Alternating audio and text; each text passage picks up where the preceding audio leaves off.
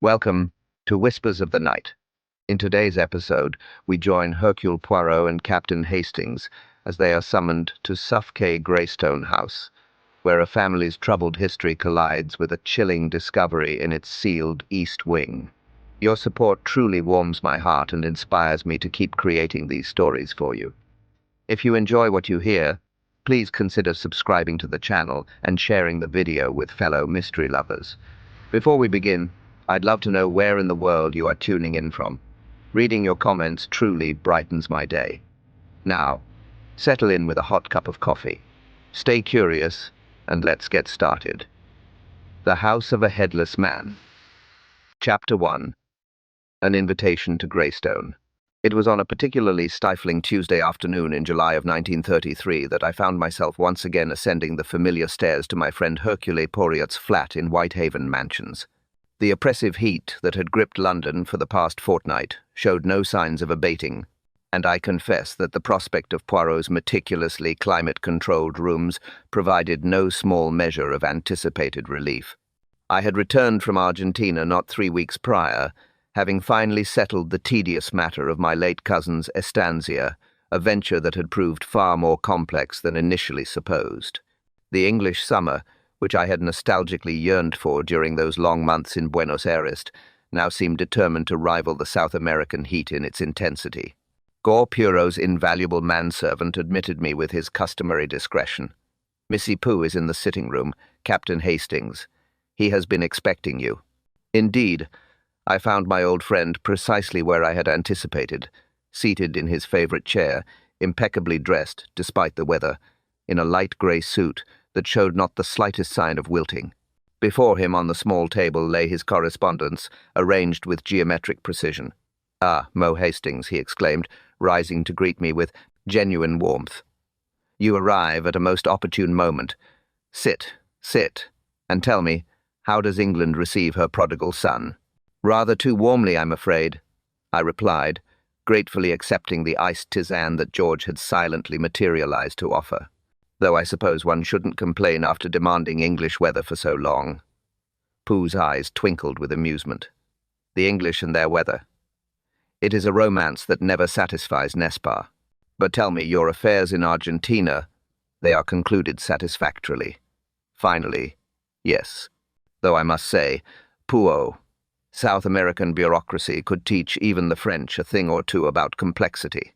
I paused, noting a particular letter among his correspondence that seemed to have been read and reread several times. "But what of you? Any interesting cases to report?" Poirot's fingers droomed thoughtfully upon the arm of his chair, a gesture I recognized as indicating some matter of particular interest. "Perhaps, mon ami, perhaps. Tell me, what do you know of the Hargreaves family of Suffolk?" I considered for a moment. Hargreaves. The name seems familiar. Wait, wasn't there a Josiah Hargreaves who made his fortune in imports? I seem to recall some scandal, though it was before my time. Pricimo. Josiah Hargreaves died in 1901 under circumstances that were, shall we say, somewhat ambiguous. His widow, Lady Celia, remarried a Colonel Hargreaves, a distant cousin of her late husband. Curiously enough, the Colonel himself passed away 5 years ago. Rather complicated family arrangements, I observed indeed. And now, regard, Poirot handed me the letter he had been studying. Lady Celia writes to me in great distress. The letter was written in a trembling elderly hand on expensive but slightly yellowed stationery. "Dear Missy Poirot, I write to you in the utmost confidence regarding a matter of extreme delicacy. My son Nigel has recently made a discovery at Greystone House that threatens to destroy everything our family has built over these many years. I dare not commit the details to paper, but I implore you to come at once. Discretion is paramount. The local authorities must not be involved under any circumstances. I have enclosed a check for your initial expenses and await your response with the greatest anxiety. Yours in desperate hope, Lady Celia Hargreaves." "Intriguing," I said, returning the letter, though rather vague. "What do you make of it?" Poirot was already on his feet, moving with surprising energy toward his desk. "What I make of it, Hastings, is that we must depart for Suffolk immediately. George, please telephone the station and reserve 2 first-class tickets on the 415 to Ipswich. I asked, though I was already reaching for my hat. Surely this is a matter for the local police if it's as serious as the lady suggests. Ah, but she specifically requests that they not be involved. And when a lady of Lady Celia's standing makes such a request, Poirot spread his hands expressively. Besides, mon ami, you have just returned from your tropical exile. What better way to reacquaint yourself with the English countryside than a little excursion to Suffolk? The train journey proved most illuminating. We had secured a first-class compartment to ourselves, and Poirot used the time to expand upon the Hargreaves family history. The first Josiah Hargreaves built his fortune in the import trade, tea, spices, various oriental goods. He had a partner, one Theodore Blackwood, who managed the London operations while Hargreaves handled the foreign suppliers. By all accounts, they were remarkably successful. But something went wrong. In 1901, Blackwood disappeared, simply vanished, as they say. He was supposed to have gone abroad on business, but Poirot shrugged delicately. And then, merely 2 months later, Josiah Hargreaves died. Heart failure, the death certificate stated. Convenient, I observed. Your word, not mine, mon Herr Hastings, but yes, convenient indeed for certain parties. Our conversation was interrupted by the sprechen, entrance of a sharp-featured woman of perhaps 60 years, dressed in serviceable tweeds despite the heat. Oh, I do beg your pardon. I thought this compartment was empty. Not at all, madame. Poirot rose politely. Please join us if you wish. She settled herself with an economy of movement that suggested a lifetime of making herself comfortable in various situations. Thank you. I'm Miss Cartwright. Miss Prudence Cartwright. I couldn't help but overhear you're heading to the Greystone area. We are, I confirmed, while Poirot observed our new companion with interest.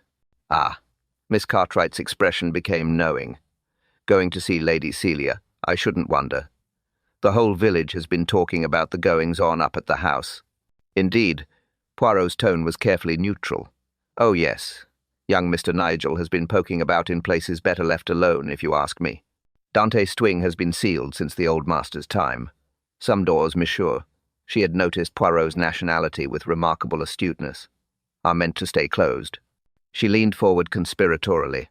They say on autumn nights you can still see him, the headless horseman of Greystone. Been riding those grounds since 1901, searching for what was taken from him. A local legend, I presume? I asked. Miss Cartwright's eyes glinted. Call it what you will, Captain, but old sins cast long shadows, and Greystone House has shadows of plenty. The remainder of the journey passed in desultory conversation, though I noticed Poirot's eyes rarely left our travelling companion. As we approached Ipswich, Miss Cartwright gathered her belongings. If you're staying at the house, she said, pausing at the compartment door. Mind you, keep your wits about you. That family has secrets, and secrets have a way of demanding payment with interest. As the train pulled into the station and we prepared to disembark, touched my arm. Most interesting note to Miss Cart. Right, wouldn't you say? Village gossip, I suggested. Every old house has its ghost stories, perhaps. But notice Hastings. She knew immediately who we were and where we were bound. In my experience, such prescience rarely occurs by chance. The platform at Ipswich was mercifully shaded, and we soon located the car Lady Celia had sent. As we drove through the Suffolk countryside, past fields golden with ripening wheat, I found myself reflecting on the curious nature of our summons. Whatever young Nigel Hargreaves had discovered in that sealed wing had clearly disturbed more than just his mother's peace of mind. The first glimpse of Greystone House rising from behind a screen of ancient elms did nothing to dispel the gathering sense of unease that had been building since Miss Cartwright's ominous warnings. The Georgian facade, handsome though it was, seemed to brood under the afternoon sun, its many windows reflecting the light like watchful eyes. Chapter 2. The Sealed Wing. The gravel drive curved through an avenue of chestnuts before delivering us to the principal entrance of Greystone House. As our motorcar drew to a halt, I observed the peculiar stillness that seemed to envelop the entire establishment. No gardener tending the somewhat neglected borders, no groom appearing from the stables, none of the customary bustle one associates with a country house in summer. The very air seemed to hold its breath. Lady Celia Hargreaves awaited us in the entrance hall, a woman whose breeding was evident in every line of her bearing despite the unmistakable signs of distress. She was perhaps 60, with silver hair arranged in the fashion of an earlier era, and hands that trembled slightly as she extended them in greeting. Her black silk dress, though of excellent quality, showed the subtle signs of careful preservation that suggested gentile poverty masked by good management. "Mr. Poirot," she said, her voice cultivated but unsteady. "How very good of you to come so promptly.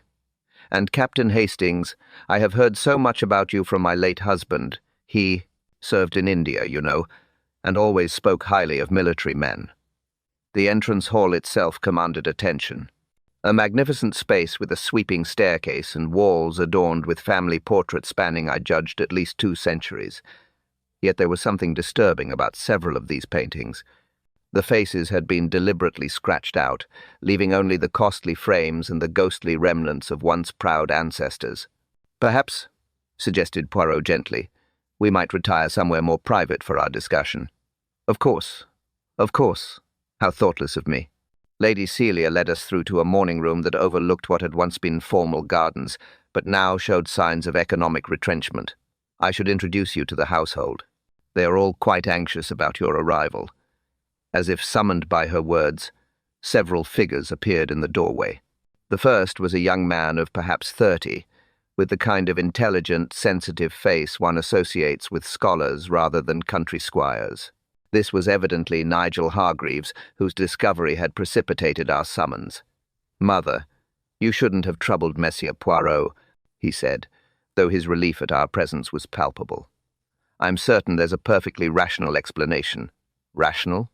The word came from a striking young woman who had followed him into the room. This could only be Diana Hargreaves, and I was immediately struck by the contrast between her beauty and the bitterness that twisted her features. "Really, Nigel, even you cannot be so naive." Behind them came a man of middle years, perhaps 55, with the kind of carefully maintained appearance that suggested a lifetime of managing other people's affairs. His morning coat was impeccable, his manner proprial. "Reginald Forthright," he announced himself, extending a hand that was firm, but somehow unpleasant in its dampness. "I manage the family's financial interests. Lady Celia's brother-in-law through her first marriage." And this Nigel intervened, gesturing to a younger man who had remained by the door, "is my friend Dr. Marcus Peon. He's visiting from Oxford.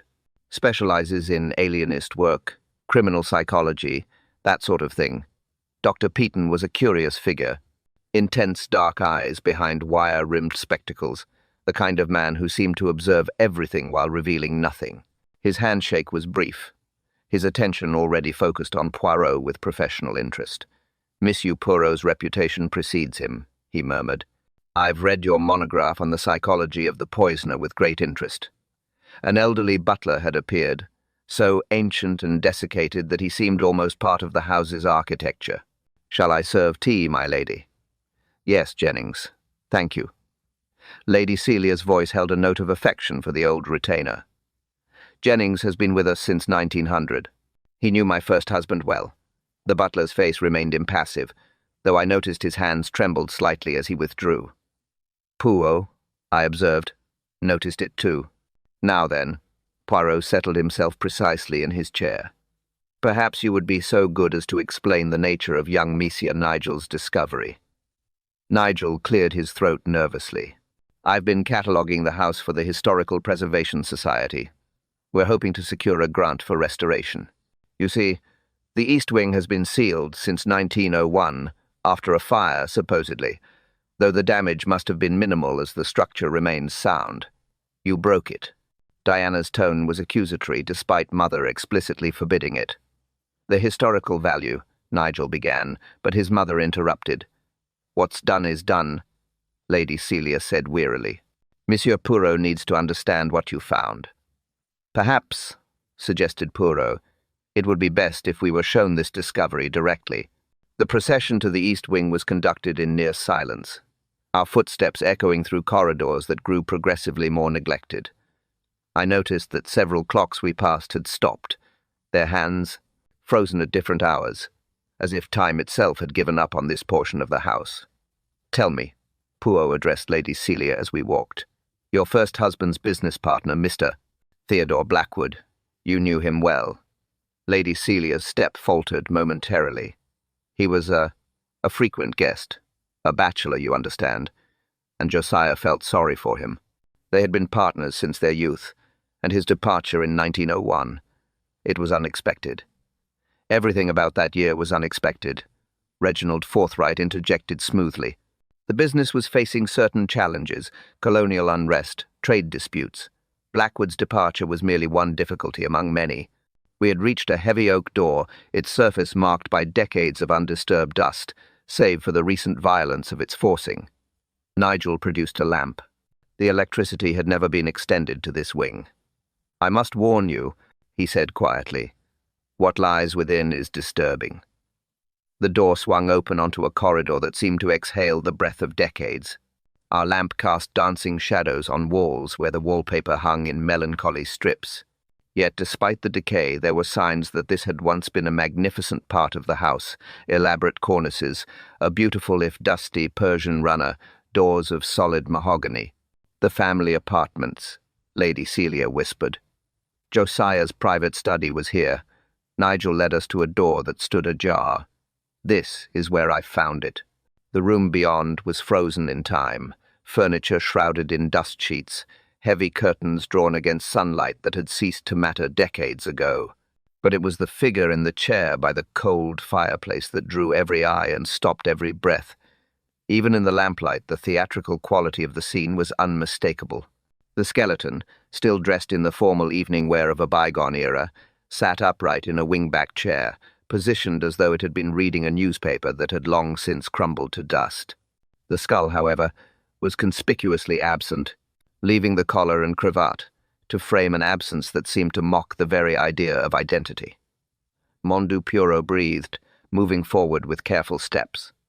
"How very deliberate, Doctor."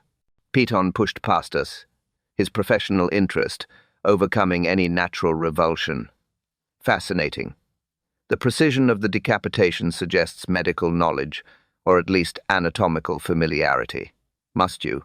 Diana's voice was sharp with distress. "The shoes," Poirot murmured, kneeling beside the chair. "Observe the shoes, Hastings." I looked and saw what he meant. While the evening dress was of the fashion of 1901, the shoes seemed somehow wrong, newer, as if they had been added later. And see here, Poirot indicated the floor around the chair. "The dust, it has been disturbed, but not recently. Someone has swept it into patterns as if tidying around the chair. Most peculiar, a pocket watch hung from the skeleton's waistcoat, its gold case tarnished but intact. Poirot carefully extracted it, revealing that it had stopped at precisely 712. Morning or evening, one wonders, he mused. "Surely," Reginald Forthright said with forced heartiness. "This is some old smuggling business. These old houses are full of such tales. We should simply notify the authorities." And no, Lady Celia's vehemence surprised everyone. That is, surely Msupro should complete his investigation first. Jennings had appeared in the doorway, his ancient face even paler than usual. "Begging your pardon, my lady, but Inspector Jellicoe from the County Constabulary has arrived. Someone in the village informed him of unusual activities at the house." As we prepared to return to receive the inspector, I noticed Poirot carefully pocketing the stopped watch. His eyes met mine, and in them I read a message clear as words. This was no ancient crime, no smuggler's tale. Whatever had happened in this room touched directly upon the living, and the dead were not yet done with their revelations. The afternoon sun had shifted, casting long shadows through the neglected wing as we made our solemn procession back to the inhabited portions of the house. Behind us, the headless figure continued its eternal vigil, a guardian of secrets that had already waited 32 years to be discovered. Chapter 3. The Discovery of Horror. Inspector Jellicoe proved to be precisely the sort of provincial official one might expect to encounter in rural Suffolk. a man whose considerable girth suggested a fondness for local ale, and whose fid complexion spoke of many years spent in pursuit of poachers across windswept moors. His manner, as he stood in Lady Celia's morning-room, oscillated between obsequious deference to the gentry and barely concealed irritation at what he clearly considered foreign interference. "Now then, your ladyship," he began, producing a notebook with theatrical deliberation. "I'm given to understand there's been some discovery in the house. Bones, I'm told. Old bones, from what the village has been saying." The speed with which news had travelled to the village struck me as remarkable, though perhaps I should not have been surprised. In my experience of English country life, the servants' network operates with an efficiency that would put the telegraph system to shame. I noticed Jennings standing near the door, his ancient face a study in careful neutrality. Perhaps, Poirot suggested with exquisite politeness, the inspector would care to view the scene himself before drawing any conclusions. Jellicoe's eyes narrowed slightly at this presumption from a foreigner, but Lady Celia's quick intervention prevented any unpleasantness. "Miss Poirot is here at my personal invitation, Inspector. I would be grateful if you would extend him every courtesy." The procession back to the East Wing had swelled considerably with Jellicoe's addition, along with a nervous young constable who seemed overwhelmed by the grandeur of his surroundings. As we retraced our steps through those neglected corridors, I observed how differently each member of our party reacted to the renewed journey. Diana walked with rigid determination, as though facing an unpleasant duty that must be endured. Jewel appeared increasingly agitated, running his fingers through his hair in a gesture that had already become familiar. Reginald Forthright maintained his air of professional composure, though I noticed he kept checking his pocket watch, a nervous habit perhaps, or simply impatience with the proceedings. Dr. Peton, by contrast, showed an eagerness that seemed almost indecent. "Inspector," he said, falling into step beside Jellicoe, "I've made something of a study of historical crime scenes. The preservation here could tell us a great deal about methods and motives from the period." "Historical, you say?" Jellicoe's tone was skeptical. "Well, that's as may be. In my experience, Doctor, old bones are usually smugglers' work. These old houses along the coast, they're riddled with secret passages and hiding places from the free trade days." We reached the sealed wing once more, and I noticed how the quality of light had changed since our earlier visit. The afternoon sun now slanted through gaps in the boarded windows, creating bars of golden illumination, in which dust motes danced like spirits, disturbed from their rest. The effect was both beautiful and deeply unsettling. As we entered the room containing the headless skeleton, Inspector Jellicoe's reaction was surprisingly muted. He surveyed the scene with the air of a man who has seen too much to be easily surprised, though the constable beside him had gone quite pale. "Well, well," Jellicoe muttered, circling the chair with ponderous steps. "Saged, obviously someone's idea of a joke. Perhaps these university types." He shot a meaningful glance at Nigel. "They go in for this sort of elaborate prank. A prank that required decapitating a corpse." Poirot's tone was mild, but the challenge was unmistakable. "And then dressing it in evening wear of considerable quality. Observe, Inspector, the fabric of this coat, the stitching, the cut. This is Savile Row work, not some costumer's prop." I moved closer myself, noting details I had missed in our initial shock. The skeleton's fingers were positioned deliberately on the chair arms, and a signet ring still adorned the left hand. The evening dress, despite its age, showed careful arrangement. Someone had taken time to position every fold, every detail. "The dust patterns," Poirot continued, kneeling beside the chair. "They tell a most interesting story. See here, and here." His fingers traced shapes in the air above the floor. "Someone has swept around this chair, but not recently. The dust has settled in these patterns over many years. Yet here, he indicated a different area.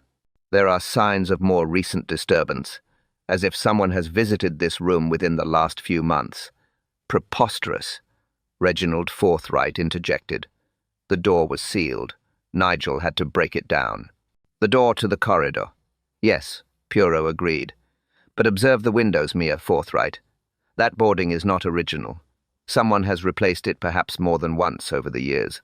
Jellicoe had been making notes with increasing reluctance. Be that as it may, this is clearly an old matter. I'll have the remains removed for proper burial, and that will be an end to it. No. The vehemence came from an unexpected source, old Jennings, who had been standing silent in the doorway. All eyes turned to him as he seemed to realize what he had done, his weathered face flushing with embarrassment.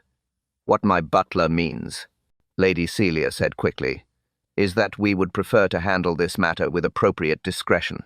Surely, Inspector, you understand the delicacy of our position."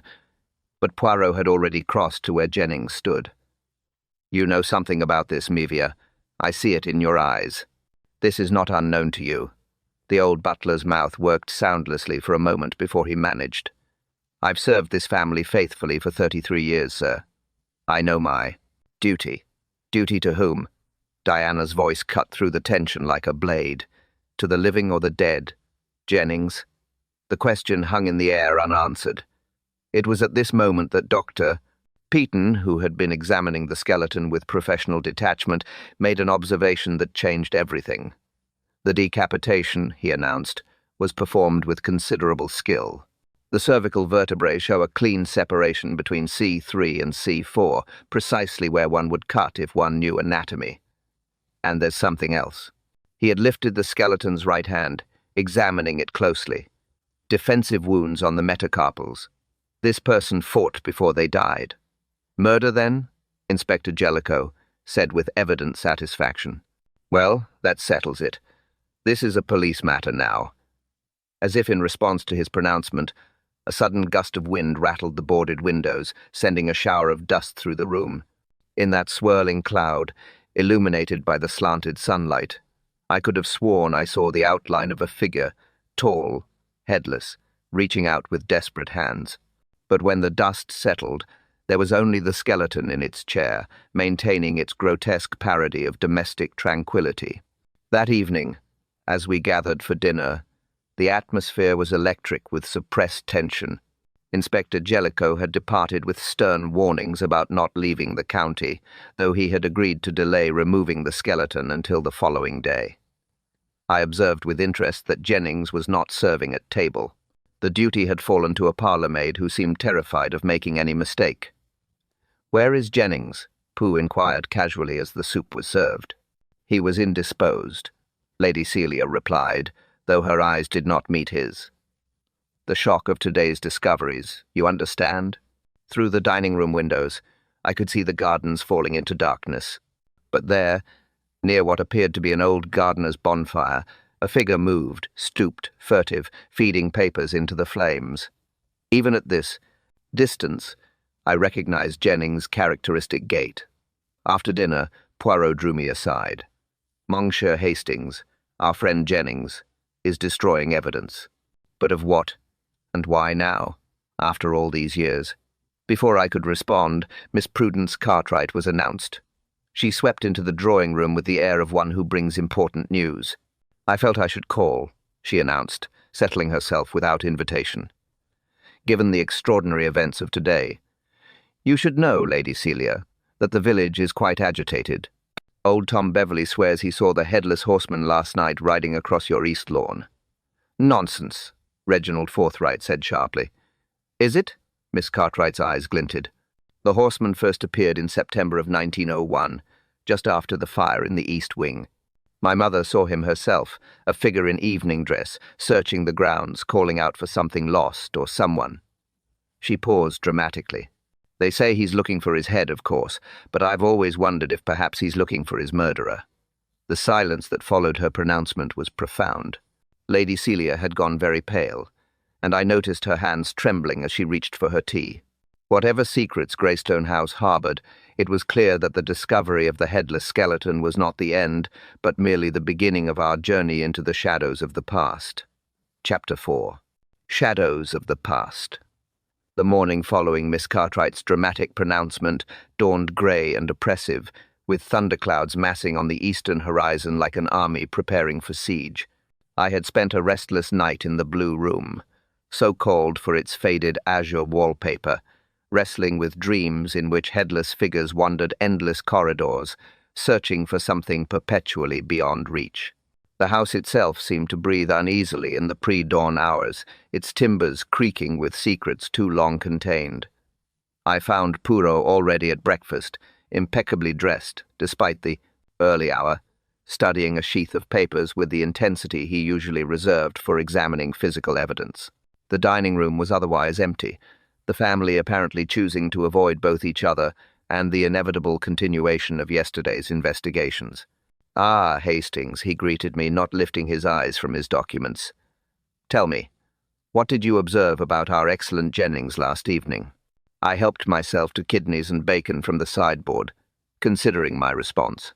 Beyond his rather suspicious bonfire activities, the man seemed genuinely distressed, though whether from guilt or fear I couldn't say. Premium, and what burns a man at night that cannot wait for morning? Only that which he fears will be discovered by dawn. Poirot finally set aside his papers, revealing them to be architectural drawings of the house.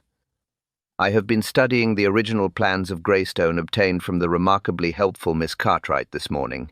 She's been here already, but yes, at 7 precisely the lady is most eager to assist, though one wonders at her motivations." He indicated a particular section of the blueprint. "Observe, the east wing contains an architectural curiosity, a priest's hole dating from the Reformation, concealed behind what is now the sealed study." This revelation occupied my thoughts as we made our way to interview Lady Celia, whom we found in her private sitting room, a sanctuary of feminine refinement that seemed deliberately insulated from the house's darker currents. She sat at her esca, apparently engaged in correspondence, though I noticed her pen had left no marks upon the paper. "Mr. Poirot," she began without preamble, "I must speak plainly. There are matters concerning my late husband's business affairs that may have bearing upon what Nigel discovered." Poirot settled himself with elaborate care, his manner inviting confidence. "We are entirely at your disposal, madam." Lady Celia rose and moved to the window, her profile etched against the gathering stormlight. Theodore Blackwood was more than my husband's business partner. He was investigating certain irregularities in the company accounts during the summer of 1901. Josiah was distressed by his suspicions. These irregularities, Poirot prompted gently. They suggested embezzlement. Theodore believed so. He spoke to me about it once shortly before his departure. Her voice grew distant with memory. He said that someone close to Josiah was betraying him, stealing from the company. He promised to protect our interests. And then he vanished. I observed. "Yes." Josiah told me Theodore had urgent business in the Orient, but she turned to face us, and I was struck by the weight of years carried in her expression. No passage was ever booked. No letters arrived. It was as if Theodore Blackwood had simply ceased to exist. Before Poirot could respond, the door burst open to admit Diana, her face flushed with emotion. In her hands, she clutched a packet of yellowed letters tied with faded ribbon. "Mother, how could you?" she demanded. "These were hidden in your bureau, love letters from Theodore Blackwood." The silence that followed was profound. Lady Celia stood frozen, her composure finally shattered, while Diana's eyes blazed with a complex mixture of triumph and betrayal. I found myself acutely uncomfortable. That particular British sensation of witnessing emotions too private for public display. Perhaps Poirot suggested with diplomatic firmness, we might examine these letters in a spirit of investigation rather than accusation. The letters, when spread upon the table, revealed a correspondence of remarkable restraint, the kind of careful, coded affection that characterized the emotional life of that more reticent generation. Theodore Blackwood emerged from these pages as a man of principle, deeply attached to Lady Celia, but unwilling to compromise her position. "My dear C." Poirot read from one dated August 1901. "The situation grows daily more intolerable. Jay's involvement is deeper than I feared. For your sake and the children's, I must act." "Josiah," I suggested, though even as I spoke, another possibility occurred to me. Our contemplations were interrupted by Jennings, who appeared with an air of grave determination. The old butler had aged visibly overnight, his usual careful dignity replaced by something approaching desperation. "Your ladyship," he began, his voice trembling. "I must speak." The burden has become unbearable." Lady Celia nodded, seeming to draw strength from his evident distress. "Tell them, Jennings. Tell them what you told me all those years ago." The butler straightened, finding reserves of that peculiar courage that distinguishes the best of English service. "On the night of September 15th, 1901, I was wakened by sounds from the east wing. When I investigated, I found—" He paused, gathering himself. "I found evidence of violence, blood upon the turkey carpet, a walking stick broken, and other things." "What things?" Poirot's voice was gentle but insistent. "A gold watch, monogrammed TB, a portion of evening dress, torn as if in struggle. I cleaned what I could and reported to the master, to Josiah Hargreaves." "No, sir." Jennings' voice dropped to barely a whisper. "To Mr. Reginald Forthright. He was managing the household accounts by then, Mr. Josiah being unwell. He told me to say nothing, that it would be handled. The next morning the east wing was sealed, supposedly due to fire damage. I exchanged glances with Poirot, seeing my own conclusions reflected in his keen grey eyes. The careful architecture of deception was beginning to reveal its foundations. That afternoon, while the family pursued their separate refugees from mounting tension, Poirot and I made our way to the village church. The vicar, a scholarly man named Pembroke, proved unexpectedly informative about the Blackwood disappearance. "I remember it well," he told us, consulting the parish records. "We were asked to pray for Mr. Blackwood's safe journey, though no one seemed certain of his destination. What struck me as odd was that his solicitor came looking for him some weeks later. Apparently Blackwood had been expected to sign important documents that September, but never appeared. "No record of him leaving the country?" Poirot inquired. "None whatsoever. I made inquiries myself at the time. Theodore was a generous contributor to the Church Restoration Fund, but it was as if the earth had simply swallowed him." As we walked back through the churchyard, past ancient headstones leaning at companionable angles, I noticed a small mural bearing the Hargreaves' name. The inscription for Josiah was brief. "Died October 30th, 1901. May he find peace. 2 months." I mused aloud. "Blackwood disappears in September. Josiah dies in October. And in between," Poirot added thoughtfully, "a fortune changes hands, a wing is sealed, and a conspiracy of silence begins." Our return to Greystone House coincided with an unexpected discovery. Dr. Piton, who had spent the morning conducting his own investigation, met us in the entrance hall with barely suppressed excitement. "I've been to the ice house," he announced. "That old structure behind the kitchen gardens. I thought perhaps, well, if one were disposing of evidence." He held up a canvas bag, its contents clinking ominously. "I found this wrapped in oilcloth, hidden beneath decades of sawdust." We repaired immediately to the library, where Pemberton revealed his find fragments of bone undoubtedly human, including what appeared to be portions of a skull bearing distinctive marks. "A healed fracture," Piton indicated with professional precision. "Quite distinctive.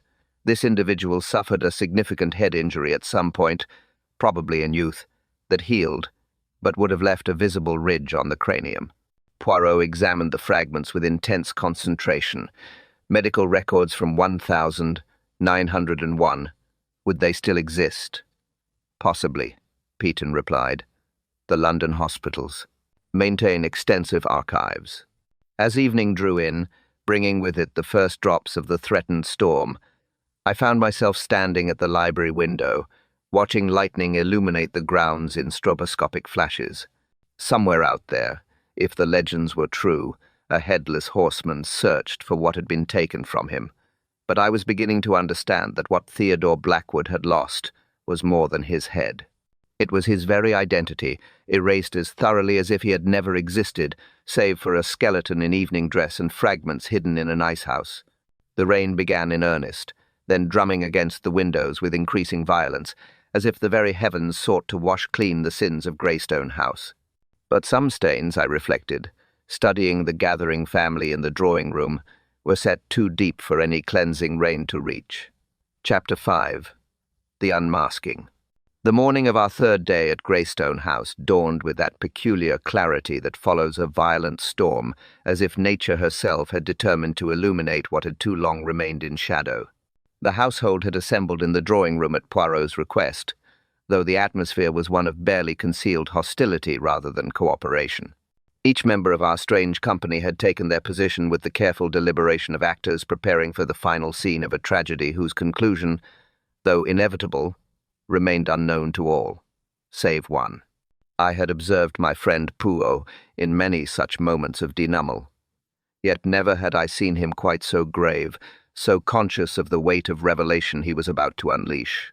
He stood before the mantelpiece, his small figure commanding the room through sheer force of personality, while the others arranged themselves in a tableau that spoke volumes about their relationships and anxieties. Lady Celia sat rigid in her chair, flanked by her children. Reginald Forthright had positioned himself near the door, as if contemplating escape. Dr. Peon observed from his corner with clinical detachment, and old Jennings stood trembling by the service door, his face a mask of anticipated doom. "Madame Zimesu," Poirot began, his voice carrying that particular quality of gentleness he reserved for the most terrible revelations. "We are gathered here to unveil a truth that has poisoned this house for 32 years. The skeleton in your east wing. It is not some anonymous victim of a forgotten crime. It is Theodore Blackwood, whose disappearance in September 1901 was no disappearance at all, but murder most deliberate." The statement, though anticipated by some, struck the room with the force of a physical blow. Diana gasped, reaching for her mother's hand, while Nigel's face drained of all colour. Only Reginald Forthright remained impassive, though I noticed his fingers tightening on the arm of his chair. "The evidence," Poirot continued, producing the pocket watch we had found with the skeleton, "tells us a story of careful planning and desperate action. This watch, it stopped at 712, not in the morning, as one might suppose, but in the evening. How do I know this? Because contained within its mechanism was this." He produced a small key and opened the watch's secret compartment, revealing a folded document, a deed of property for valuable London holdings, dated September 15th, 1901, and signed at 6:00 that evening. Inspector Jellicoe, who had arrived moments before Poirot's summons, leaned forward with professional interest. "Then Blackwood was killed sometime after 6 that evening. Prime Zemo. But by whom and why?" Poirot's gaze swept the room. For this we must understand the true nature of Theodore Blackwood's final investigation. He had discovered not merely irregularities in the Hargreaves-Blackwood imports accounts, but systematic embezzlement on a scale that would have destroyed the company and all connected with it. That's a lie. Reginald Forthright had risen from his chair, his carefully maintained composure finally cracking. The business was sound. I made certain of it. "Ah." Poirot's eyes gleamed with satisfaction. "And there, Mr. Forthright, you reveal yourself. You made certain, but you were not yet a partner in the firm. You were merely Josiah Hargreaves' brother-in-law, managing household accounts, unless, of course, you had already begun your appropriation of funds that did not belong to you."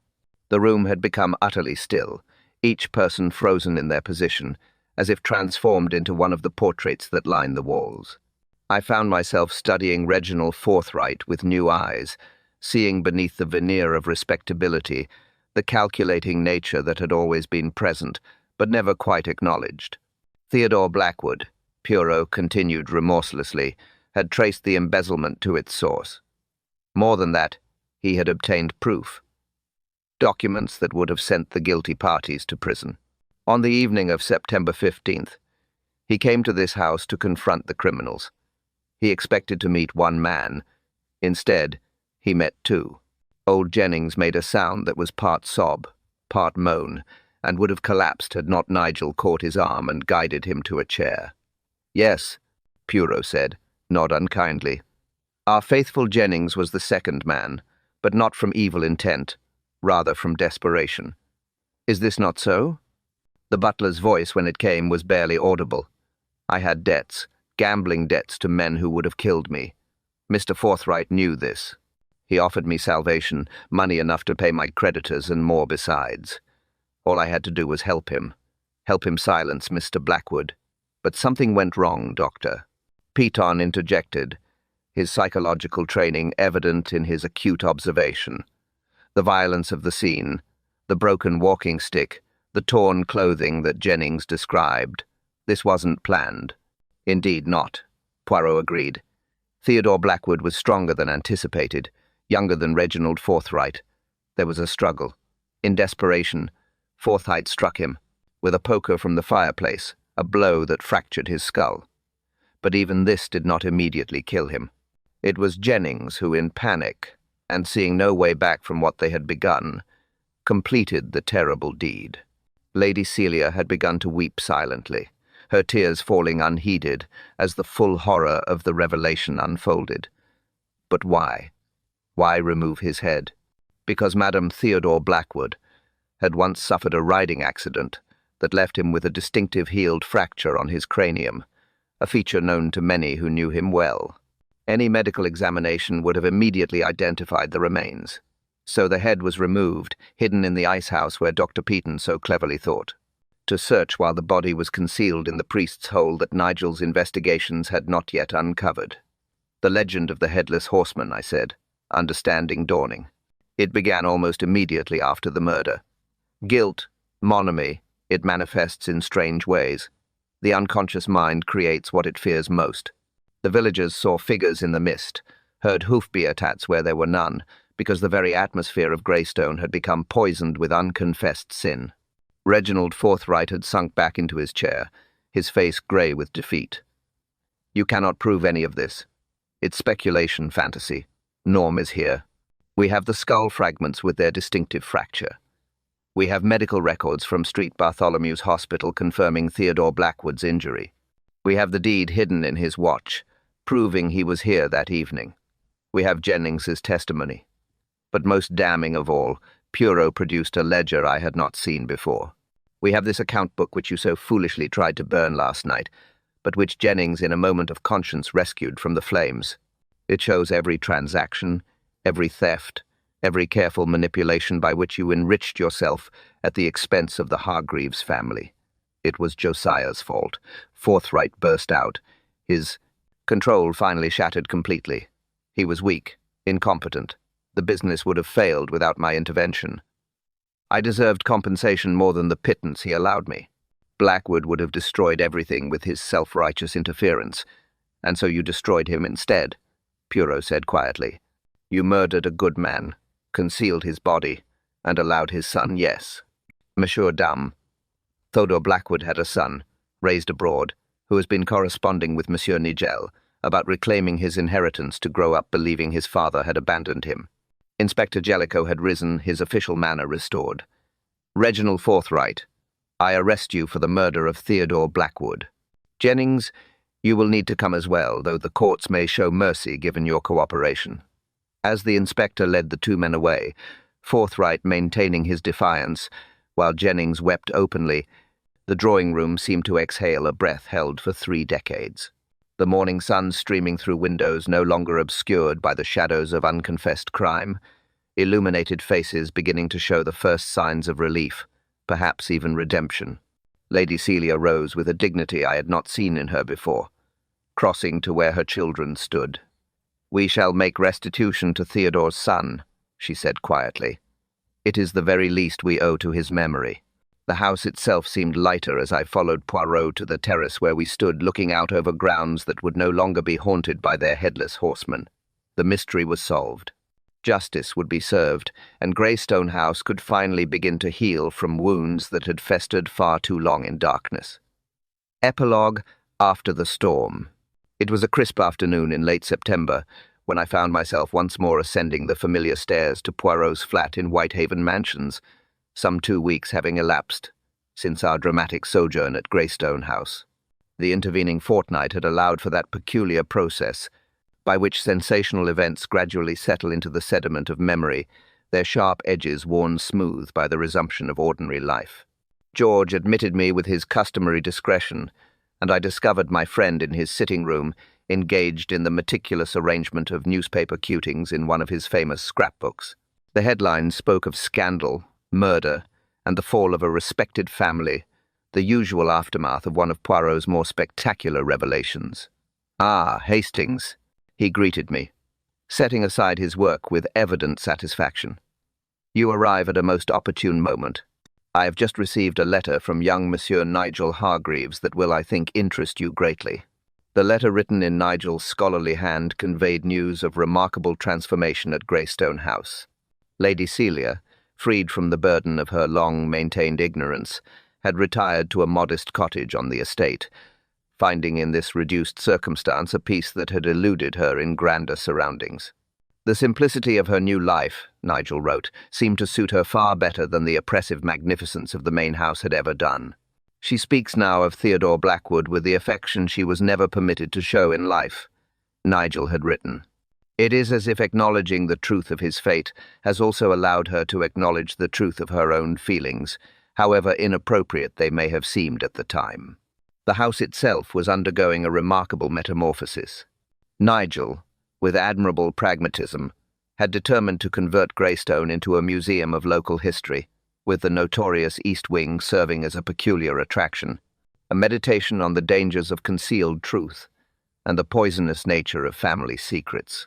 The proceeds would establish a trust for Theodore Blackwood's son, who had been located in Canada, where he had built a respectable life as an engineer, never knowing the true fate of the father he had believed abandoned him. "And what of Diana?" I inquired, remembering the bitter young woman whose sharp tongue had masked deeper wounds. Poirot's eyes twinkled with that particular satisfaction he reserved for romantic resolutions. "Mademoiselle Diana has accepted the proposal of our Dr. Peaton. It appears that shared involvement in a murder investigation provides an unexpectedly solid foundation for matrimony. They plan to collaborate on a monograph about the psychological implications of the case, though one hopes they will find other topics of conversation for their honeymoon." The fate of the guilty parties had followed predictable lines. Reginald Forthright, despite engaging the most expensive legal counsel his ill-gotten gains could procure, had been sentenced to hang the premeditated nature of the crime and his subsequent 3 decades of deception, allowing for no mercy. Jennings, in consideration of his cooperation and advanced age, had received a sentence of 10 years' imprisonment, though it was widely expected he would not survive to see its completion. The most curious aspect, Poirot mused, arranging his cuttings with geometric precision, is how the legend of the Headless Horseman has entirely ceased.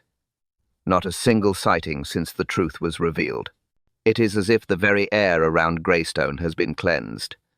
I reflected on this phenomenon, remembering those oppressive corridors and the weight of unspoken knowledge that had seemed to press upon every inhabitant. Perhaps guilt requires darkness to manifest. Once exposed to light, it loses its power to haunt. Beautifully expressed, mon ami. Though I suspect the explanation is more prosaic, the human mind creates phantoms to explain what it senses, but cannot consciously acknowledge. With the truth revealed, there is no longer any need for supernatural explanations. As I prepared to take my leave, Poirot produced one final piece of correspondence, a telegram from Theodore Blackwood's son expressing gratitude for the restoration of his father's honor, and promising to visit the grave where at last Theodore's remains had been properly interred with his restored head, allowing him the dignity in death that had been denied him for so long. Walking through the autumn streets of London, I found myself contemplating the strange circuitry of justice. How a young man's archaeological curiosity had uncovered a crime 3 decades old. How Poirot's methodical intelligence had untangled threads woven through years of deception. And how truth, however delayed, ultimately finds its way to light. The house of the Headless Man had given up its secrets at last, and in doing so had perhaps found its own form of peace. Thank you for listening to The House of a Headless Man here on Whispers of the Night. Poirot and Hastings remind us that even the grandest houses cannot silence the echoes of old sins, and that truth, however long concealed, will always find its way to light. If you enjoyed today's mystery, please subscribe for more twisted detective tales and share this story with fellow lovers of intrigue. Until next time, stay curious, stay sharp, and may your evenings always be filled with good stories and warm company. This is Alfie, signing off from Whispers of the Night.